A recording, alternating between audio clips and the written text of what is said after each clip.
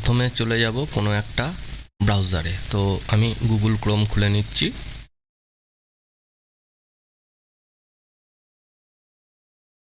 এবার এখানে লিখব ড্রয়েড ক্যাম ওবিএস, DROID ক্যাম ওবিএস প্লাগইন। প্রথমেই দেখুন এই যে চলে এসছে ড্রয়েড ক্যাম ওবিএস প্লাগইন। এখানে ক্লিক করব। এখানে ক্লিক করলে এরকম একটা পেজ আসবে। নিচের দিকে নেমে এখানে দেখবো যে install the droid cam OBS plugin, উইন্ডোজের ছবি, এটা মোবাইলের, এটা ক্যামেরা। তো প্রথমে এইটাকে সিলেক্ট করব, করার পর এই যে উইন্ডোজে চুজ করে নেব। তারপরে এই যে droid cam OBS plugin download option, এখানে করে নেব। এই যে ডাউনলোড হচ্ছে, এই দেখুন ডাউনলোড হচ্ছে, 21 MB ডাউনলোড হয়ে গেছে এখনো। হ্যাঁ, এই যে ডাউনলোড হয়ে গেছে, সাইনটা চলে যাবে, হয়ে গেছে। এবার ডাউনলোড অপশানে যাব। এই যে ড্রয়েড ক্যাম ওবিএস সেটআপ, এটাকে ডাবল ক্লিক করে যেভাবে আর 5টা সফটওয়্যার ইনস্টল করা হয় সেভাবে এটাকে ইনস্টল করব। ইয়েস করব, আই এগ্রিতে ক্লিক করব, তারপর নেক্সট, তারপর ইনস্টল, ফিনিশ। এখানে আমার এটা ইনস্টল হয়ে গেছে। এইবার খুলে নেব ওবিএস স্টুডিও। এই যে খুলে নিয়েছি। তারপর দেখুন এই যে প্লাসে সোর্সের মধ্যে এখান থেকে তো নিতে হবে, নিলে দেখুন আগে কিন্তু এটা আসছিল না, এই যে ড্রয়েড ক্যাম ওবিএস চলে এসছে। এবার এটাকে চুজ করে দেবো। এবার এখান থেকে এই যে যেটা আছে রেজলিউশনটা, এটাকে আমি 1920 আর 1080-তে রাখবো। ভিডিও ফরম্যাটটা এটা যেরকম আছে ওরকম নিতে পারেন, MPG-তেও নিতে পারেন। আচ্ছা, এবার এইখানে কাজ আছে একটা। এখানে আমাদের মোবাইল ডিভাইসটা এবার এখানে অ্যাক্টিভেট করতে হবে। এর জন্য মোবাইলে চলে যাব। মোবাইলে একটা অ্যাপ্লিকেশন ইনস্টল করতে হবে, সেটা আমি এবার দেখাচ্ছি।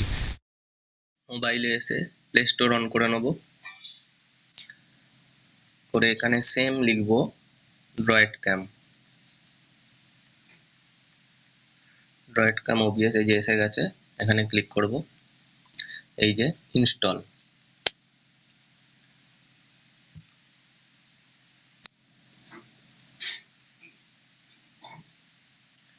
ইনস্টল হয়ে গেছে। এই যে ইনস্টল হয়ে গেছে। এবার আমাদের যে মোবাইল এবং কম্পিউটারকে একই রাউটারে বা একই ওয়াইফাইয়ের মধ্যে রাখতে হবে, বা মোবাইলকে বা USB টিদারিংয়ের মাধ্যমেও কানেক্ট করা যায়। তো এবার এখানটায় দেখে নিই। ড্রয়েড ক্যামটা অন করব, কন্টিনিউতে যাব, আবার কন্টিনিউ, তারপরে ওকে, এগুলোকে অ্যালাউ করে দেবো।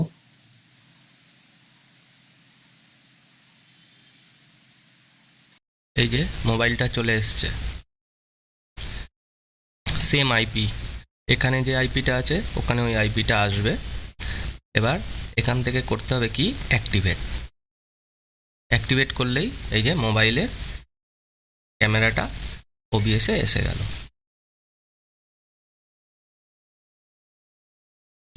এই যে ওবিএসে আমি যে কাজটা করছি, এলে ক্যামেরাটা চলে এসছে। এবার এখান থেকে ওকে করে দেবো। এবার স্ক্রিনটাকে আমি আমার পছন্দের মতন